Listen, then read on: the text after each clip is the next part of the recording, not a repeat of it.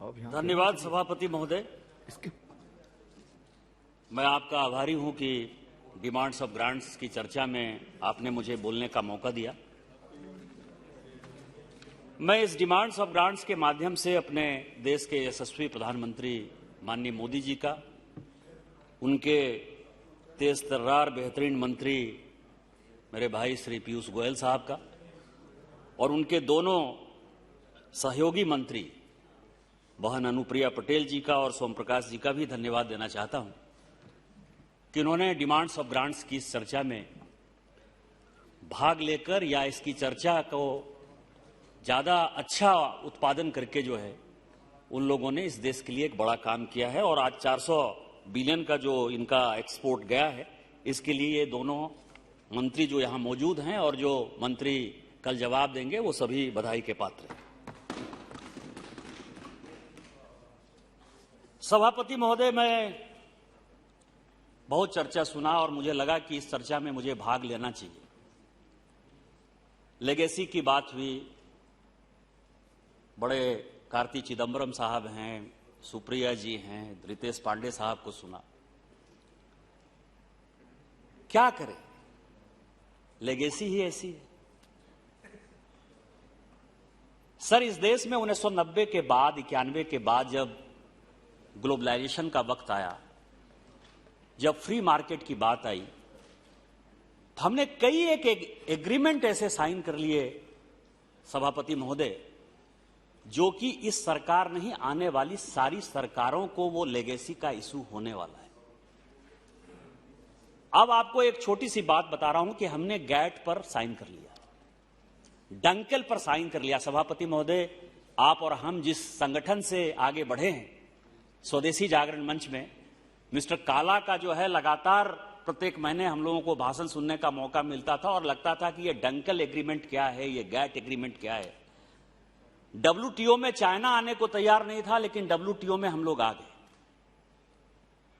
और intellectual property right की बात जब कांग्रेस करती हुई नजर आती है और वो एग्रीमेंट की बात करते आती है, आज आप समझिए सर, स्पीकर सर, सिचुएशन ये है कि जितना इस देश में गोल्ड का आयात हम नहीं करते, गोल्ड पर जितना पैसा नहीं देते हैं, उतना इलेक्ट्रॉनिक पर पैसा देते हैं। हमारी सरकार के आने के पहले कोई भी ऐसा इलेक्ट्रॉनिक इक्विपमेंट नहीं था जो कि यहां बनता था। उसका कारण यह है कि हमने जो एग्रीमेंट साइन किया है, और ये एग्रीमेंट सॉवरेन गवर्नमेंट साइन करती है, कांग्रेस और यूपीए का सवाल नहीं है। एक संस्कृत में श्लोक है सर कि सत्यम ब्रूयात प्रियम ब्रूयात न ब्रूयात सत्यम और प्रियम। लेकिन क्या करें, सत्य तो बोलना ही है ना। आज हम चाह कर भी विदेश से जो आने वाले इलेक्ट्रॉनिक्स के सामान हैं, उसके आयात को नहीं रोक सकते। उस वक्त के जो तत्कालीन वित्त मंत्री थे चिदंबरम साहब, उन्होंने 96 में ऐसा एग्रीमेंट साइन कर लिया जिसको भारत सरकार चाहकर भी रिड्यू नहीं कर सकती। आज आप किसानों की बात कर रहे हैं, आप भूखे को खिलाने की बात कर रहे हैं। कोविड में प्रधानमंत्री जन कल्याण योजना में प्रधानमंत्री जी ने खिलाया, लेकिन कैसे खिलाया? 2013 में स्पीकर महोदय, जब यूपीए की सरकार थी, तो बाली एग्रीमेंट साइन करके आ गए ये लोग। आनंद शर्मा साहब उस वक्त यहां के मंत्री थे, कॉमर्स के मिनिस्टर थे। क्या यूपीए को यह पता नहीं था? आप जो है फूड सिक्योरिटी एक्ट लागू कर रहे हैं, आपको लग रहा है कि हम बहुत बड़ा काम कर रहे हैं। कहां से खिलाइएगा? और जब 2014 में हमारी सरकार आई और उस निगोशिएशन को फाइनल होना था, तो क्या हुआ? दोहा में लड़ाई हो गई। हमने मना कर दिया। हमारे प्रधानमंत्री जी ने कहा कि एग्रीमेंट होता है हो, नहीं होता है नहीं हो, हमारे ऊपर जितना इंपोजिशन लगाना है दुनिया को लगा ले, लेकिन मुझे गरीबों को खाना खिलाना है, हमको किसानों को बचाना है। और इसके बाद पूरी दुनिया को हमारे प्रधानमंत्री जी के सामने, हमारी कॉमर्स मिनिस्ट्री के सामने झुकना पड़ा और नवंबर में हमने रीनिगोशिएट किया और वो एग्रीमेंट साइन किया। आज यदि साइन नहीं करते तो क्या हम अपने गरीब भाइयों को ऐसे ही भूखे छोड़ देते? ये लेगेसी नहीं है क्या? इसके लिए आपको अपने अंदर जो है इंट्रोस्पेक्शन की आवश्यकता नहीं है? केवल उंगली उठा देने से दोष जो है दोषी खराब नहीं हो जाता, आपका दोष खत्म नहीं हो जाता, लेगेसी का प्रॉब्लम खत्म नहीं हो जाता। मैं आपको बताऊं कि कई एक ऐसी चीजें हैं सर। बासमती राइस, किसानों की बात करते हैं। बासमती राइस हम एक्सपोर्ट करते थे। जो आपके जमाने में मंत्री ने किया कि बासमती के स्थान पर परिमल चावल भेजना शुरू किया, आज आपको पता है कि पूरी दुनिया में भारत का बासमती राइस बैन है। पाकिस्तान का बासमती राइस उसने जीआई टैग के साथ, वो उसने अपने टैग के साथ बेचना स्टार्ट कर दिया है। यही किसानों के साथ आपका न्याय था, यही कांग्रेस सरकार थी। सारे एक्सपोर्टर के ऊपर केस चल रहे हैं, सीबीआई के, ईडी के। आज आप कहते हो सीबीआई ईडी का केस क्या चल रहा है? आपने किया, आपने इस देश के किसानों के साथ नुकसान किया। आज आप माइनिंग की बात करते हो, आयरन ओर की माइनिंग की बात करते हो, उसके एक्सपोर्ट की बात करते हो। हम भी वही चाहते हैं, एक्सपोर्ट हो, पैसा आए, लेकिन कैसे आएगा? आपको पता है कि डुअल फ्रेट ये सिस्टम लगाया रेलवे ने कि ये डोमेस्टिक यूज होगा स्टील का या ये इंटरनेशनल यूज होगा। माइनिंग जो है विदेश जाएगी। आपको पता है 30,000 करोड़ का नुकसान हुआ सभापति महोदय, और उसका इंपैक्ट ये हुआ कि हमने जो है ग्रेड 3 ग्रेड 4 का जो है चाइना को डंप करना स्टार्ट किया। आज ये सिचुएशन हो गया कि आज आप एक्सपोर्ट नहीं कर सकते। आज ये सिचुएशन हो गया आपका।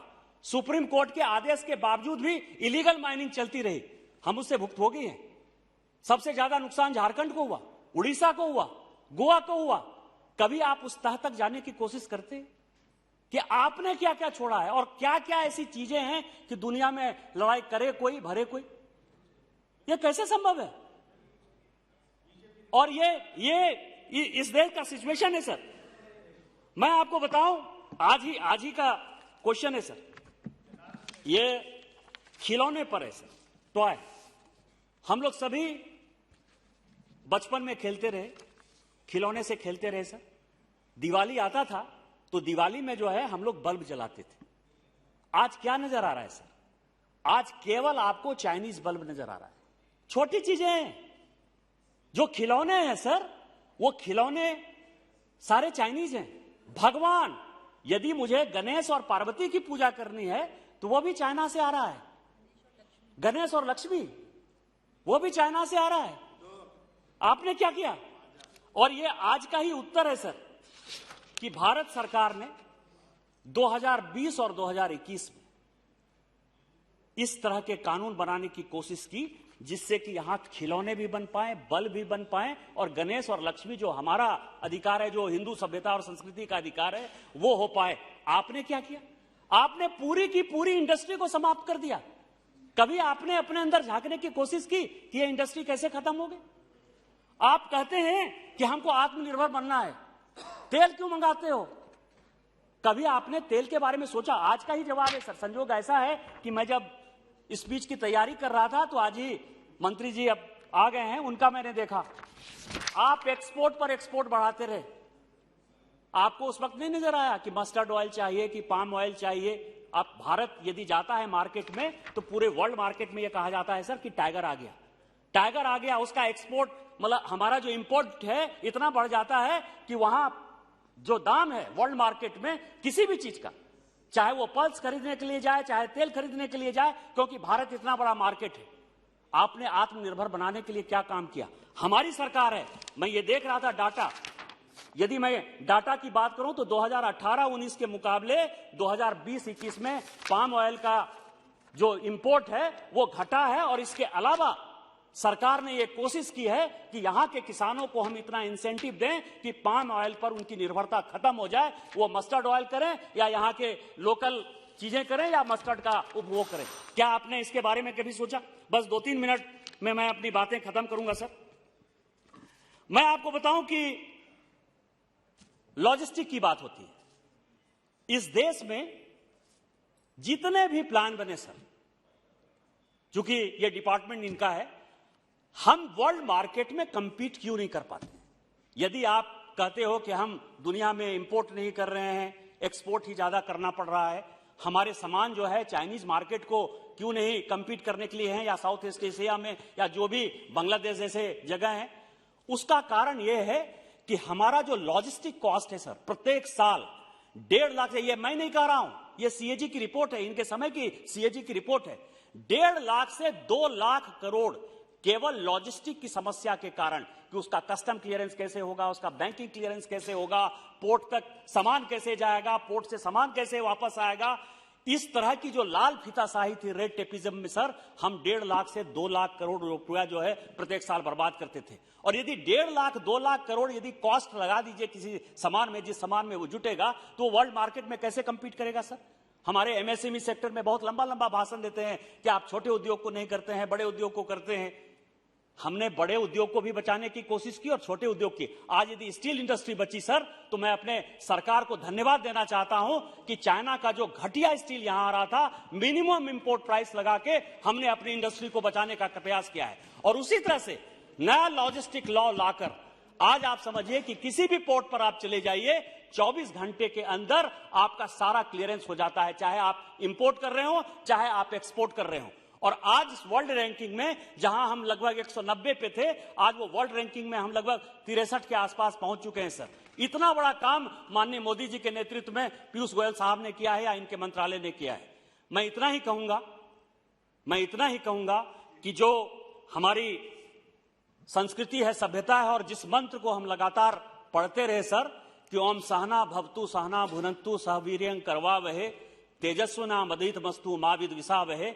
हमको गांव, गरीब, किसान इसकी चिंता है, हमको अपना एक्सपोर्ट बढ़ाना है, हमको इंपोर्ट कम करना है। और इसके लिए जो ये मंत्रालय काम कर रहा है वो बहुत बढ़िया काम कर रहा है। और आप अपनी लेगेसी के बारे में जरूर चिंता करिए, अपने अंदर झांकिए, अपने दिल से जानिए पराये दिल का हाल, तभी इस देश का विकास हो पाएगा। हम सब मिलकर इसका विकास कर पाएंगे। इन्हीं सब